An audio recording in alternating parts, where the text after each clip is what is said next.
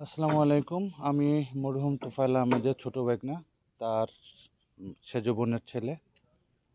মামার জীবনের শেষ ইচ্ছে ছিল তার গ্রামের বাড়ি তার বাবা মার পাশে যেন তাকে দাফন করা হয়। তার সেই নির্দেশ অনুযায়ী আমরা ইনশাল্লাহ তার এই তার বাবা মার পাশে কবরের জন্য আমরা কাজ করতেছি। আপনারা সবাই মামার জন্য দোয়া করবেন। তোফায়েল আহমেদ বাংলাদেশের প্রবীণ রাজনীতিবিদ, ৬৯ গণ অভ্যুত্থানের মহানায়ক। তিনি এই দেশের জন্য, আমাদের ভোলার মানুষের জন্য অনেক উন্নয়নমূলক ভালো সামাজিক কাজ করছেন।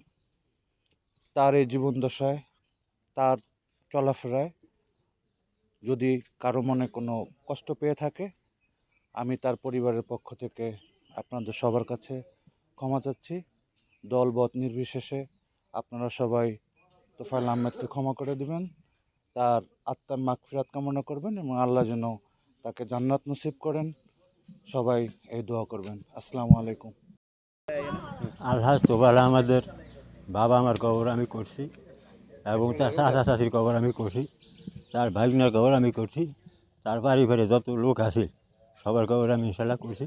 এখন আল্লাহ আমার সৌভাগ্য দিছে তোফায়েল হ্যাঁ পরিবারের কবর আমি করছি।